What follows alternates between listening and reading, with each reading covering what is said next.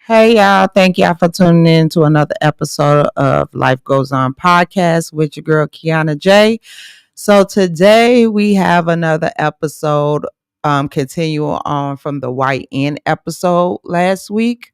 As I said last week, we want to talk to a police officer also because we want to see where the disconnects come in from. So I do have one of my family members is a police officer, a Chicago police officer. His name is Nunu, and we're gonna add him to the stage. Nunu, welcome. What's up, cuz? What's going on, cousin? How you doing? But I'm here. I'm glad you was able to take the time to do this. I know you're very busy with the job that you have. So I appreciate this from you. I did try to get a Milwaukee police to come in, but they looked at me like I was crazy and told me no. So I'm glad I got you on here. Nah, you all good, cuz.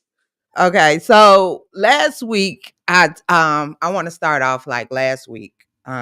As y'all know, I was in the group chat and I was telling y'all about the YNs that I had on that was coming in. So we ended up with one. And he had mentioned that he do not trust the police. He don't like the police, and he would not call the police if he was in trouble. And I'm trying to figure out where the disconnect is when it comes to police officers and the people out here in the streets that the police are arresting, right? So my question is to you is where you think the disconnect is in that. I think that disconnect started a long time ago, with the different communities trusting the police. When I got the job, that was my biggest goal, and it still is my biggest goal. I'm trying to build that bridge, but build that bridge uh, between the minorities and the police officers, because it's a huge gap there. And I work in an all black community, and we're starting to get a couple of Hispanics in our area where I work at. But it's just being having the police presence. Back in the day when there wasn't no cameras or anything like that, nobody wanted cameras and stuff. Like I feel like police officers could police how they wanted to police. Some of them was in their comfort zone, and some of them outside of their comfort zone. But now it's a different, huge difference now because at the end of the day, all these I'm not gonna say YNs, I'm gonna just use the term of individuals or suspects. Um Everybody is born equal, in my opinion. When Mm. you make these decisions and drastic changes in your life, that's when you become a suspect or individual. Um and I feel like the bad talk about police comes from the criminals. Yeah, we do have everybody in different families that has been in jail or has committed a couple crimes and stuff, but you can't look at them as somebody that's different just because they made one or two mistakes. And I do believe in giving second chances, for the most part, unless it's like it's you a murderer and we it's on camera clear as day. But other than that, like that gap started a long time ago, and it's up to all police officers like myself and my team that I'm on to help bring everybody back together. Do you think okay, so we got to go back. We got to go back to before we were born, right? Policing the black communities, right? Right, Back in the 1960s Jim Crow era, correct? Well, police were just abusing people just to abuse them, right? right, Then you move back to now times with the things that's happening with the Sandra Bland's and all them. when they group a lot of black police officers in with the some of the bad white police officers, do you get the blunt of that also? Yeah, we do. I mean, I don't think that cycle gonna ever change. But like I said, it's up to officers like myself and my team. We we try to separate ourselves from anything that has happened in the past, or that's happening right now in this present time. The biggest thing that we do, we we love policing in the community and in the neighborhoods that we work in. We get out and talk to the people. You know, we ride down. Sometimes it's three of us in the car, four of us in the car, or if it's two of us in the car. We all still talk to the neighborhood every day. Every day they like, I'm like, hey, what's up, man? How you doing, man? How's everything going? To a complete stranger I never even seen before. You know what I'm saying? Like I want because at the end of the day, the community has to feel comfortable with us in the community. You know what I'm saying? And I don't wear a uniform at work. I'm on a tag team in my district. So the biggest thing is gaining the community trust. He went out. Can you still hear him? He went out. You on mute? Yeah, yeah, I muted it. Okay. Um, do you think the police force is needed? Some people say, and I'm gonna say this because he said this last week. Some people say I don't think the need police force is needed. I think they tried to defund y'all once upon a time too. But do you think the police force is needed? Do you think civilians can police their own neighborhoods? Nah, police is definitely needed. Um, just imagine somebody, it's a shooting on the block or something like that, Mm. and the ones that live on the block is out here trying to police and find out who who shot that gun or who tried to break into somebody's house. Like that's gonna stir up in a whole nother pot that people don't understand. When we get called, it's because I'm not gonna say people usually trust the police because they don't. But when we get calls, we have to go. It's something that we signed up for. I took an oath when I got out the police academy or before I got out the police academy, that I'm never off duty. So even if I'm out with my family, or we had a family function and something goes on next door, I have the duty to intervene. And I have to because if the police come there and they like, oh well, my neighbor has a relative that's a police officer and he's right there, like I'll get in trouble for that. You know what I'm saying? So like the police is definitely needed. I'm not gonna say that I've never called the police because I know I have, you know, growing up and stuff like that. After just growing up on the west side was different. I'm a south side native now, but growing up on the west side is definitely different from the south side. Like it was a lot of shootings and stuff growing up, a lot of drug dealing on the block and stuff like that. One thing that I did do, I went to a beat meeting with my grandfather before when I was younger. I probably was like 10 or 11 or something like that, and I definitely back then I was like, why am I going to this meeting? Why is the older people that live in these communities trying to change the community? But now that I'm an adult and I'm a police officer, I also see where they're coming from as adults and as civilians and as people on the block. Like they want their neighborhood safe, just like I want my neighborhood safe, so that my kids can go outside every day. So I understand the dynamics of contacting police or just being involved with the community as a police officer. You are a police officer in one of the most violent cities in the United States. Um, Chirac. How let's go by like how much crime do you see in one police shift? Like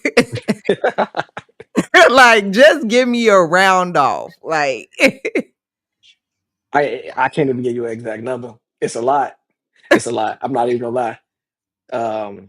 When I first got on the job in 2022, I didn't know what I was signing up for. I'm like, all right. I was engaged at the time. I just got engaged, just joined the force. So I'm like, all right, spend my time in the academy, got out the academy and graduated. And the district that I started off in, it wasn't a lot of crime.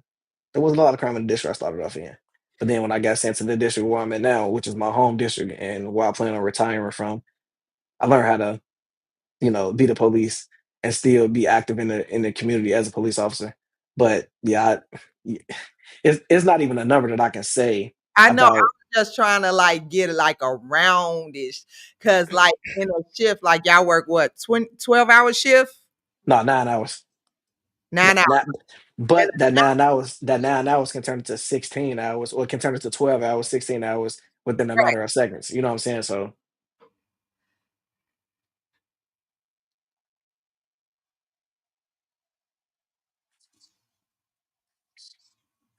Did you mute yourself again? no, no, no, no, I didn't. Ah, okay. Yeah, yeah, Okay. So my thing is, okay, you in your home district, which is most likely probably the south side. yeah.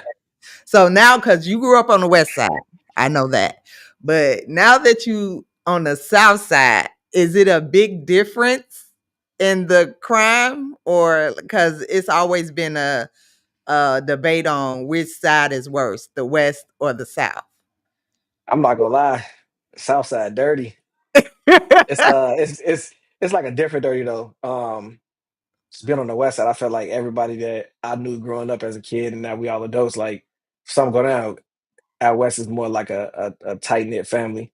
Mm. Um, And that's what my wife tell me all the time. Like, you go out west, we see somebody you always know. Like, yeah, like everybody out west. We grew up on love, and out west is very family oriented. But I can't lie. And there's some shooters and some carjackers and all the above out west too. But just being on the south side is different. Like, I can't say that, oh, out west is very is a very good place. But you know what I'm saying, at the end of the day, where I come from, 290 is crazy. So comparing that to the South Side, I can't really do that right now. Like the South, because the South Side is just different. You know what I'm saying? It's a whole different vibe. When I first moved out here, I'm like, oh, my wife makes a joke about me all the time. I'm on the phone with her. I'm like, yeah, I'm passing up Halsted and 95th. And she like, you mean 95th and Halsted? Well, I'm like, well, out west, we got two street names. Like, oh, I'm on Madison and Austin. Oh, okay. Or I'll be like, I'm about to pull up on Austin and Madison. It's kind of like the same thing. But out south, like the South Siders, they take that to the extreme. You're on Halsted and 95th. There is no Halsted and 95th. My bad. I apologize. I'm on 95th and Halsted. But the crime out south is definitely getting up there. Um, it's probably Southside got it right now. I'm not gonna lie. How do you be feeling about? Because I know, like, do you do pullovers where you pull people over? Like traffic stops. Yeah, do you do traffic? Yeah, yeah. So do you be showing up to court for those? Oh, I go to court. Yeah, I go to court for everything. I'm not even gonna lie. Don't go to court for those. I mean, I got pulled over a couple times for a couple cases. I ain't even lie. For and because the police officer don't pull up to court, so you show up to court. Yeah, I go to court unless I have unless I have multiple court in the same day. Mhm. Sometimes they be at the same time, but I just have to pick and choose which one I'm gonna go to. Okay, so with the street violence and stuff like that, we be trying to make sure like we pray for you a lot because we know like your job and everything. Yeah, I appreciate that. What give me one of the worst, no names, just a worst scenario that you had as a police officer. One of the worst so far, Mm, if you can think of one. it probably had to be a girl went missing, and somehow the phone was pinging to address, another Southside address, but it wasn't nowhere near my district. Mhm. And we go over there, and it's a dude, black man. You just see him like just kind of like cleaning up and stuff like that inside his apartment. And it looked a little weird, but it was just like, okay, cool. Like, we got in, knocked on the door and stuff. And the first thing he said was, "Oh, that's not blood." Like, hmm? So at that point, like, all right, now we starting to investigate, and like that math ain't math. So we like, all right, okay. And to find out that it was some sex trafficking going on with this 15-year-old girl, that did hit home for me because I have a daughter. She's 2 years old right now, but at the end of the day, it's like I'm a parent. I don't want to see nobody kid go through that. Not even even if they were in a foster system or going through DCFS and stuff like that. Like nah, man. Like I don't wish that on nobody's kid or an elderly person. Like those are my biggest two things. Like if you harming a kid or you harming a elderly person, like I believe you should get the death sentence, honestly, like, because that ain't right. You know what I'm saying? Like at the end of the day, it's like these kids got their whole life to live. And it goes the same to say like some years ago we lost a kid, Tashawn Lee. He went to my grammar school and just hearing about that, and I was living out west there, like that kind of hit home because like, all right, man, like he attends my grammar school that I graduated from, and we big on where we come from out west, so it's like that definitely hit home with that gun violence. But yeah, that probably had to be the worst. I didn't sleep for like 2 to 3 days. Um, I was just emotional. And the biggest thing that I've learned with being on this job and being a police officer, you got to talk to somebody. I go to therapy, and I have done therapy since I've been on the job, and that's needed. And I think we come from a society where growing up, if you go to a therapist, it's either like you slow or something is wrong with you. But Mhm. now it's like I'm saying it's okay to go to therapy. It's a norm. You know what I'm saying? Like that's how not even police officers, that's just how a lot of people cope with things. You gotta just sit down and talk to somebody about it. And sometimes it's just about having somebody to be an ear for you, a listening ear. So like one thing I did for that situation, I definitely talked to my wife about it, and I was emotional for at least 3 to 4 days, like I said, and it took me a while before I can actually like open up and just talk to other people about it outside my house. Um, because I definitely came home and that was like a 24-hour shift almost. I definitely came home and just lay down and hug my kids.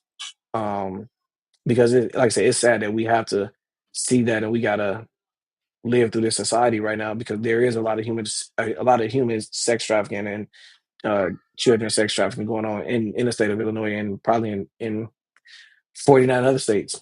So that definitely was the probably the worst thing that I've had to go through as being a police officer.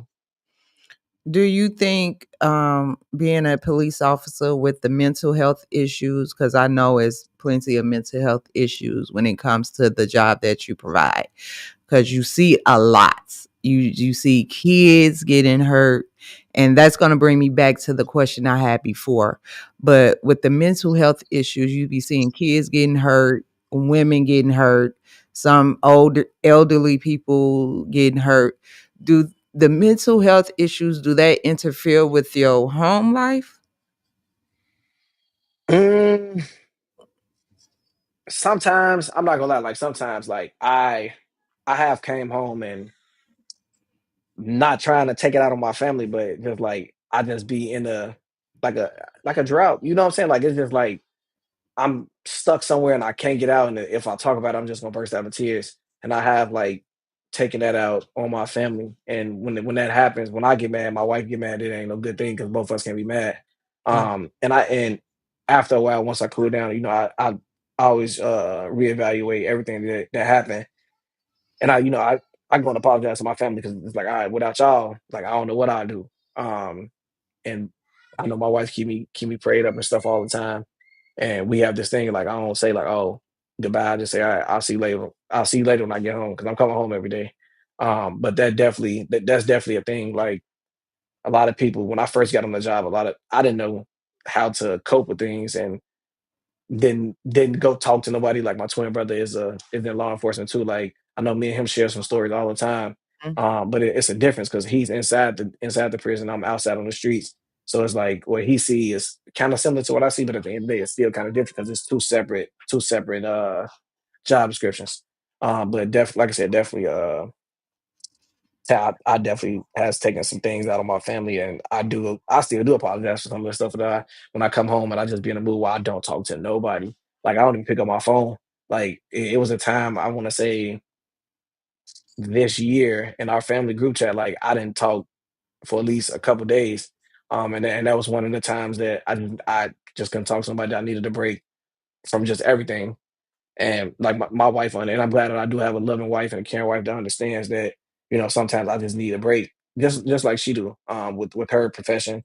Mhm. She work with kids. We got two kids. It's like, all right, like I know your day is rough. You're dealing with other people's kids. You got to come home and deal with your own kids. So as humans, we all need that just reset button and just to take a break with anything and everything that we do in life.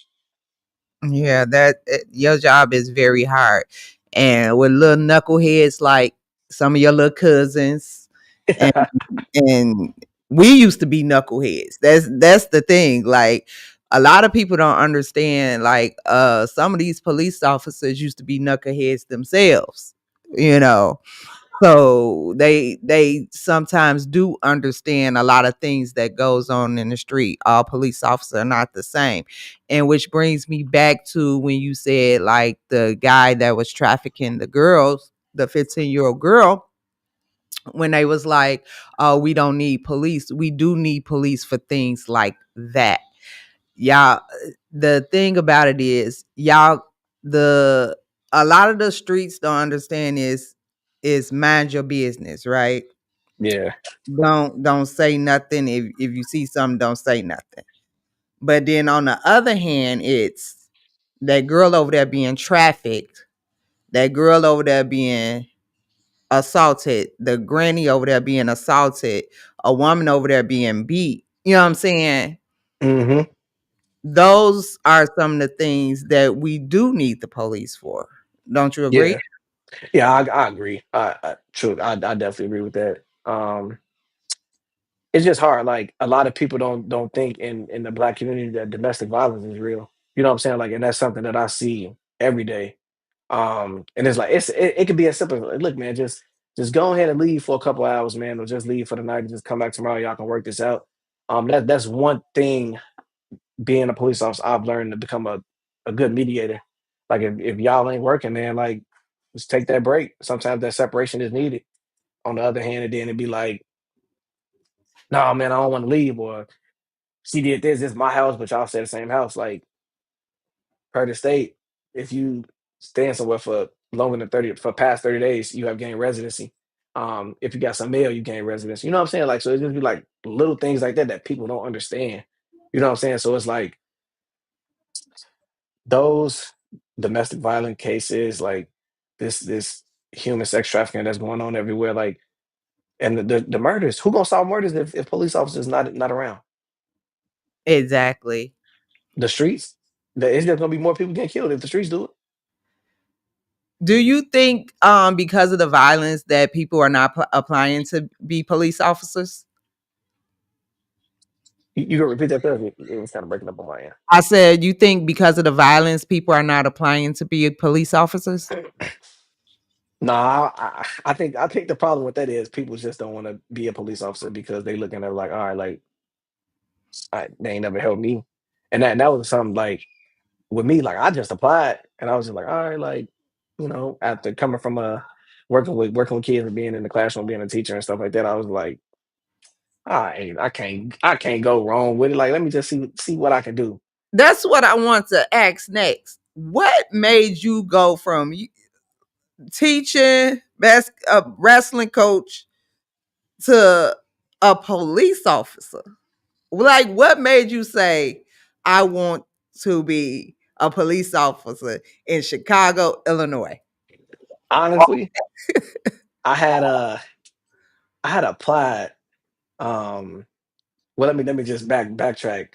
I should have taken a test when my twin brother took that test for his job back in. I think we was like 21 or 22 years old, but at the time I wasn't mature at all for. I'm not gonna say a career job. I wasn't mature for this kind of job, and so that's why I just stuck with the educational field and coaching. Um, and then I'm like, hey man, I'm getting older. I was pushing 30. I'm like, I really need to just solidify a career job.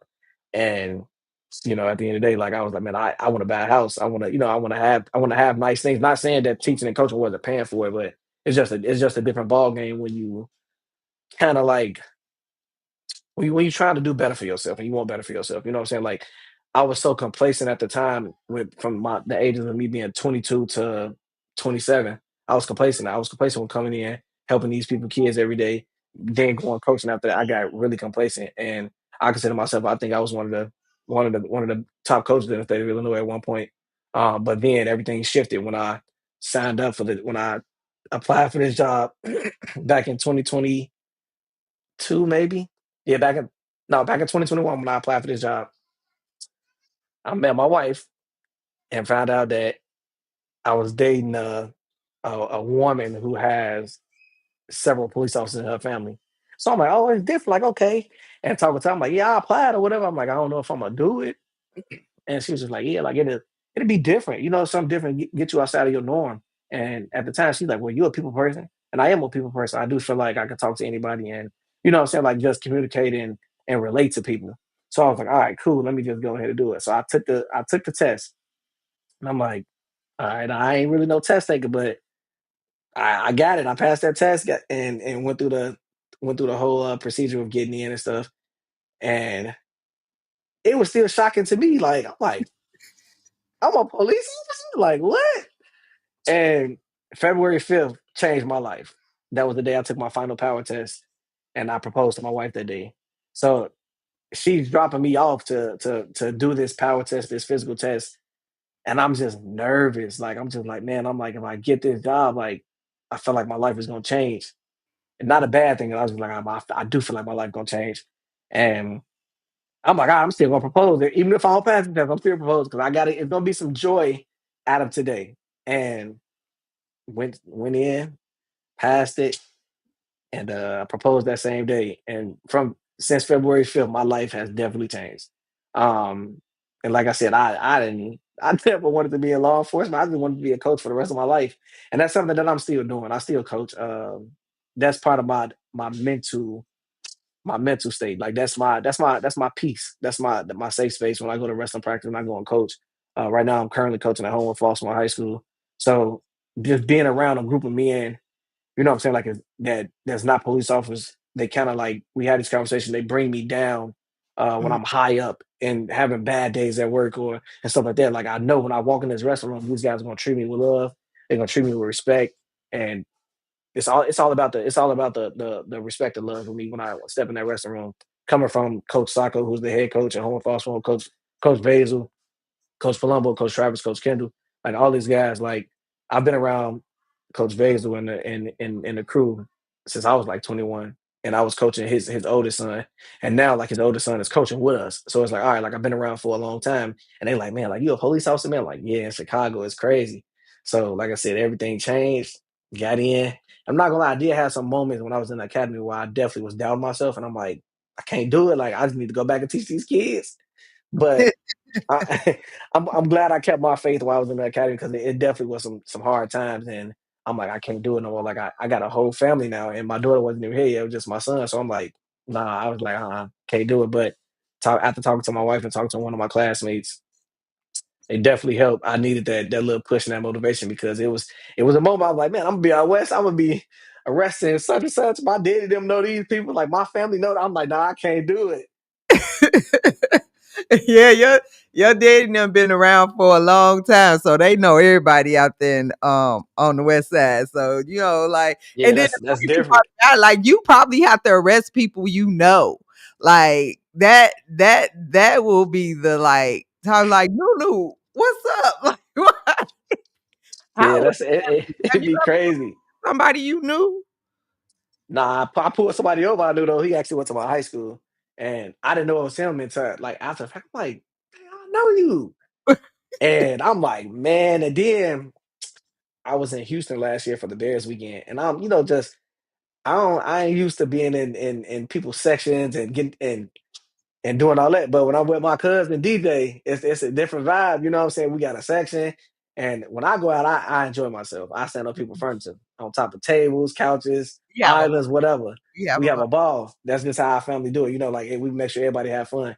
And we in this club in Houston, and this dude like, hey, I know you. I'm like, no, you don't know me, bro. He like, yeah, I know you, man. I'm like, no, where you know me from, man? He like, you the police officer. I'm like, no, you might know somebody that look like me, but you definitely don't know me. And he was like, hey, Officer Cobb. I'm like, oh, damn, man. Like, and he definitely said, like, hey, man, thank you, man. You gave me a break, man, blah, blah, blah. And just like, this is my section. Y'all come over and kick it. And I was like, no, I don't be trusting all that. Like, but being a good police officer goes a long way. You know what I'm saying? Like, treating people with respect, and that's something my wife been on me about lately. Uh, not turning up on people, not you know what I'm saying, like not going in on people, just be respectful. And I do have this thing now, like I like, hey, I'm gonna be respectful to you as long as you're respectful to me.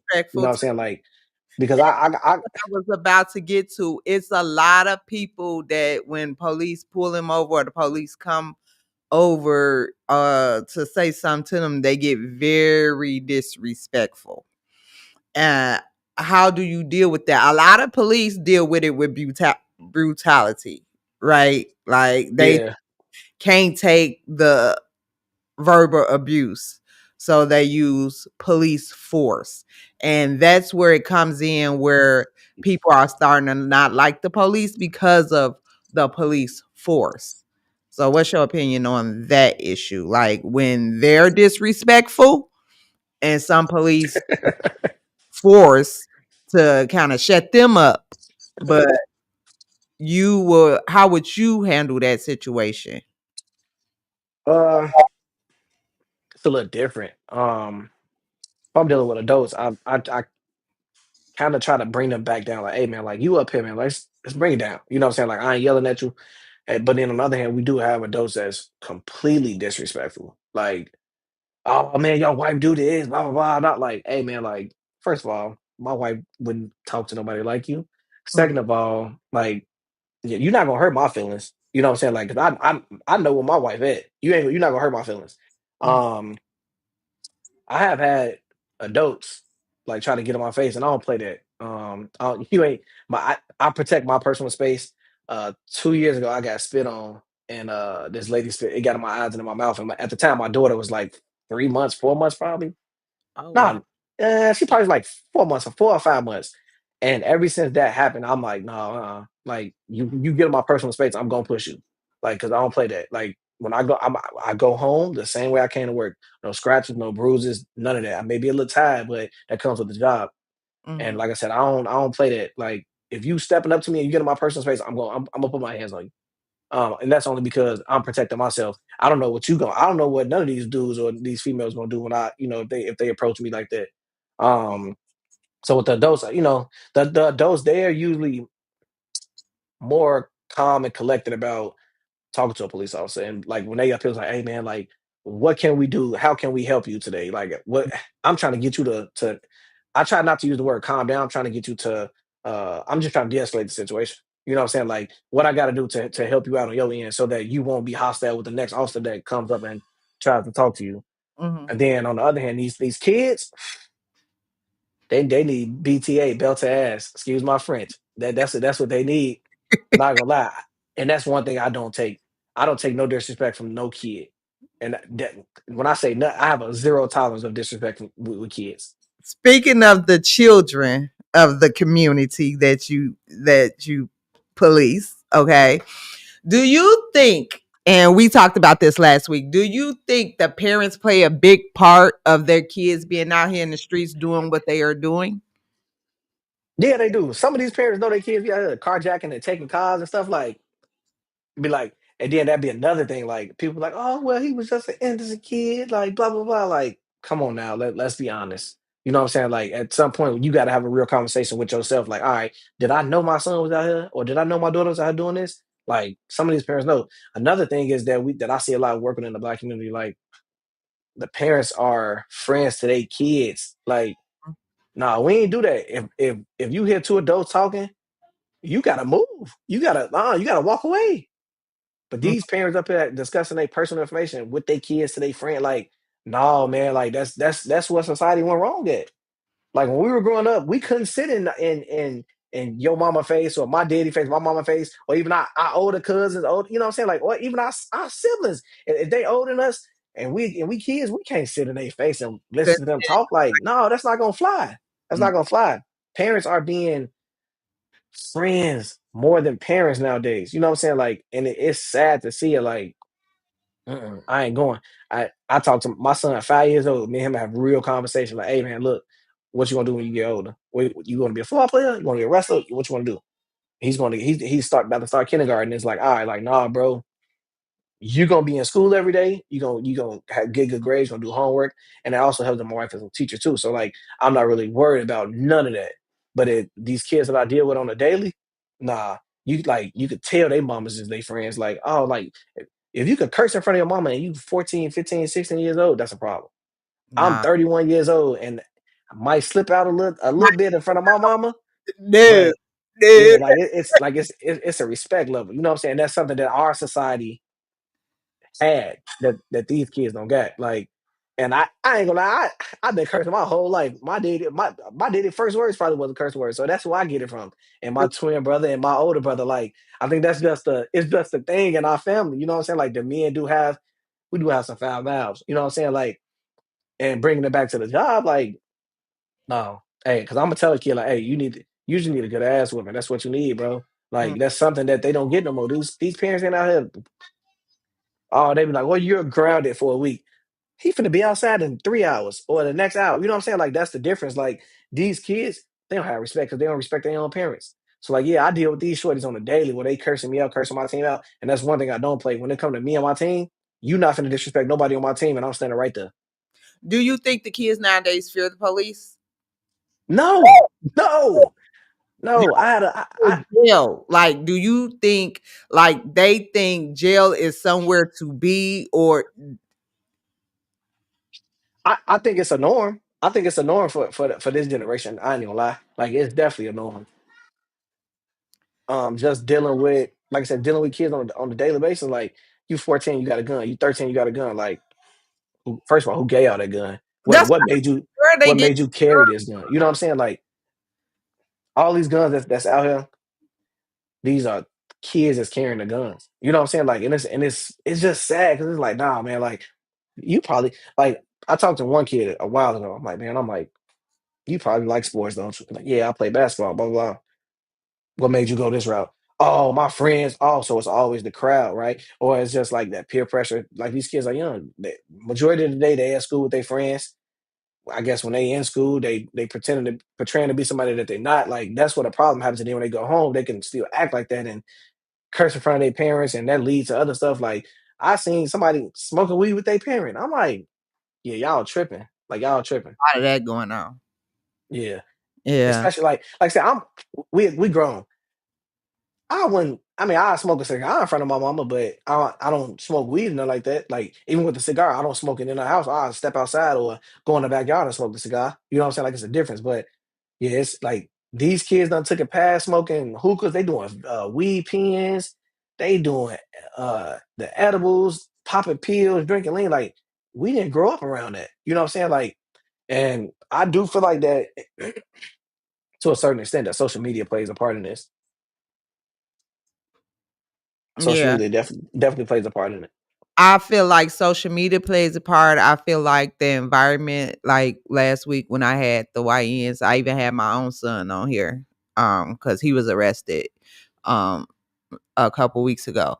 Um, I believe the environment sometimes, therein doesn't, and I think a lot of stuff is glorified, like Mhm. and the things that they're doing is glorified to the fact that it doesn't scare them.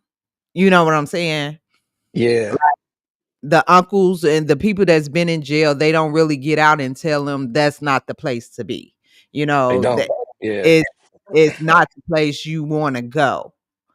And I yeah, just like remember back in the day, you would have an uncle that's spent some years in jail, or a big homie that spent some years in jail come out and be like, "No, little homie, that ain't what you want to do." You know what I'm saying? Like, yeah. and give you the details of what goes on in there. Right, It seems like now the younger generation don't even care, and they just feel like it's glorified to go in there until they get there and realize it's not what it's all cracked up to be when your freedom is taken away. right. So with that being said, you you have small children as Mhm. and as a police officer, because it's always been after police, even when Ice T was rapping it, and now he play a police on TV show. You know what I'm saying? Yeah, Law and Order. Shout out to Ice T. Yeah. It's always been F the police. And so when your kids start, you got small children. So when they start going to school and they be like, people be like, F police, police is bad. How would you teach your children that all police are not bad? Well, I'm glad I have this career while my kids are young because they're growing up in the household with the officer. So like my son's he's 5 years old and I asked him what he want to be. He want to be a police officer. You know, Mm. he got a whole get up, the whole costume, but the little baby bulletproof vest, got a badge. Like my kids see me going to work every day. My daughter 2 years old. She, Daddy, you want to work? You want to work, Dad? Like I do feel like my kids know that I'm trying to be the change and I'm trying to make a difference in the community that I work in. So I mean, when they get a little older, then we can have that conversation. But for now, like I have had some calls where like the kids be like, "Yeah, all police the same." Like, no, let me stop you right there. We not the same. You know what I'm saying? Like, we not. Like, I'm different from the people I ride in the car with, but at the end of the day, we have a lot of things in common. That's why I get in the car with them every day. You know what I'm saying? Like everybody police different, but it's up to you to find your right crowd, and the right. I ain't even gonna say crew, but the right team or the right partner or whatever to be or whoever to be around. And I do feel like at sometimes the people I ride with and the people that's on my team, we do bring out the best in each other. You know what I'm saying? Like even if it's like, all right, we in competition, like who gonna get this week or who gonna do that? Like I'll we have a do question about that too, cuz when you finish. Go ahead.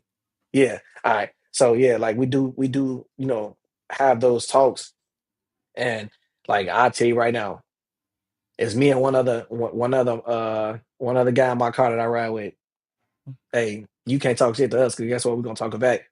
Like when and I come from a shit talking family, so it's like, all right, like it's right up my hey, come on, man, just be my guest. Like, come on, just be my guest. You know what I'm Yeah. saying? So like that's how and some people I like some people respect police officers when you stand your ground. So like that's the difference. And my kids do see that because I do, give them examples and stuff like that. Well, I give my son an example because he's a little bit older and he's starting to understand what I do. And when I take him to school and stuff, like some days I be in uniform, some days I don't be in uniform, but my son will know, like, all right, bro, you gonna respect the police. Okay. So the question I have for you, okay, and we're gonna ask this question because I haven't asked it yet. It's a scenario, but it's also a question Mhm. surrounding like the George Floyd situation, and the black police officers that killed the man over the girlfriend, right? I forgot the name of the man. Sorry, forgive me, y'all. But if you was to see somebody on your team, because you got to remember your team is your riders, right? Y'all look Mhm. after each other. Y'all, them are your partners, right? If you was to see somebody on your team doing something like what happened to George Floyd or somebody that was illegal to harm somebody, would you intervene? Yeah, we have to. That's a part of that job. We gotta intervene. And I'm not saying like I said, it's a scenario, but speaking outside the scenario, like it's been times where I've had to get pulled back or just like I just take cool off, take a little minute. You know what I'm saying? Like because we go through some stuff that y'all would not even experience going through as a human being. Mhm. Um, and like I said, I'm grateful that I have a good team and I trust everybody on my team. Like I look at them like we all siblings, we a family. You know what I'm saying? Like that's one thing that I do. Like I said, I do love about my team. We not gonna let nobody else get jammed up, and Mhm. we not gonna get jammed up. You know what I'm saying? So like if that scenario was to happen, like if we don't intervene, we may get in trouble or suffer some consequences after that. But that's definitely like I can't say my team. We do that. We have each other back at the end of the day. Okay, I want to ask one more question before we get out of here. Do you think police should bring programs back that we had when we was kids, like Dare and stuff of that nature, to help get some of these kids off the streets? Yeah, yeah, I agree. It's actually back. Certain certain districts have different stuff going on with the it's called like caps, like with the when our parents go to the BB, that's that, that's usually the cap department and stuff. They they have a lot of stuff going on right now with the youth. I went and spoke that I went and spoke to a few students at Westinghouse High School like a couple months ago, and I was just talking to them about like vaping and smoking weed and stuff like that. And one of the kids was like, "Yeah, I'm actually in the CPD Junior Police Academy." And I'm like, "Oh, like that's gonna go a long way, bro, because you basically like going through some of the stuff we went through when I was in the academy, and you actually learning like the job description of a police officer. You know what I'm saying? And that right there, like having Dare, having like I think we had when I was in high school, we had like after school matters. Dare was there. Um, Dare after school matters, Mhm. and I think it was like one or two more other things that I had in my high school. But yeah, it's definitely there. And I'm getting ready to start a non for profit organization, um, kind of like a Big Brother Foundation. That's So what's up. yeah, so that's my goal. I Everything I should think be a lot of these young people don't have a lot of guidance. If they don't have the guidance in their home, I think as a community and even the police, um, hmm should everybody should get involved in getting help getting these kids off the street. It's just not it's the guidance, I think. If we had I more agree.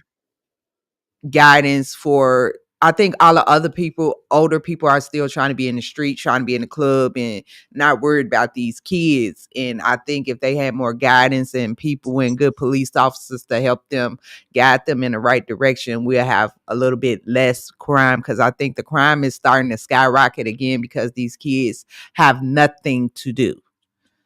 No camps, no nothing. Some of them, some of the kids do it. Like I ain't gonna say all the kids. Some of the teenagers they do have jobs. Mhm. Um, some of I know in my district we have our that one department, the cash department. They do help out. They do stuff with the kids. They bring them to the station. Let them walk around. They do some little events with them and stuff like that. Like I do think that should be a mandatory for some of the kids that ain't even doing nothing for the summer. They just sitting around playing the game. Like get outside. You know what I'm saying? Like Chicago, we have a beautiful city. So it's like, all right, like if you ain't, you know what I'm saying? Like if you're not outside trying to be on the corner and stuff like that, like you should be Oh enjoying your life as a kid. outside used to be so great for us. We had block parties, like the older people used to throw block parties. We Yeah. hang, go to each other houses as cousin because we a tight knit family anyway. But it was just like it was always something for us to do as kids, hmm you know. And I just feel like again, the older people nowadays are too worried about themselves instead of these kids, and that's Yeah. where I was going with that. I want to thank you cuz for coming on this show. I did want to talk to you about this because simple fact is the violence is getting bad and police and people don't trust the police. And I Yeah. want them to get a slight opinion about all police ain't bad, you know. But hmm I appreciate you. I pray for you. We pray for you. And then we tell you if you ever need to talk, just hit us up. We got you. And bet nobody mess with you because the knuckleheads in your family is coming. We don't play about you.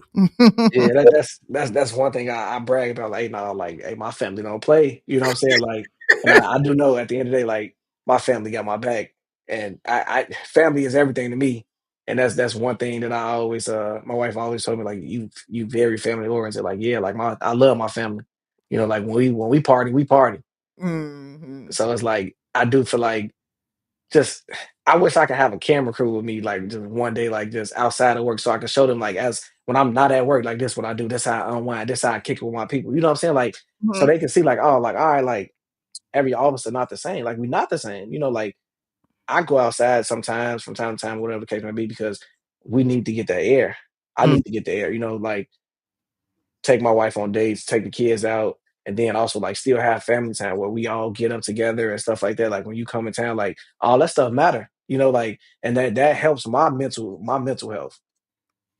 I'm glad you found your wife because that helps you through whatever you going through and stuff like that. She's a blessing to you.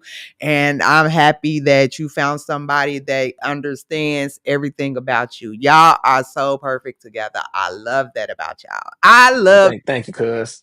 my family happy in y'all relationships because I don't have one and I live through y'all. Y'all just be so happy and smiling and Girl, stuff. that man is coming, girl. I know God God, hey, mine really. God gonna bless you, girl. Hey, God gonna spin the block for you, cuz. I know, I know, cuz. I want to thank you. I have to end this, but I want to thank you. I love you and I appreciate you and thank you for being one of the good ones. Thank you, cuz. I see you with your medals on. That's why I had to put mine on. I know, we twinning. Love you, cuz. All Bye. right, cuz. Thank you. All right. If anybody, thank y'all for tuning in to another episode of Talkers Cheap with Kianna J. I am your host, Kianna. Nope.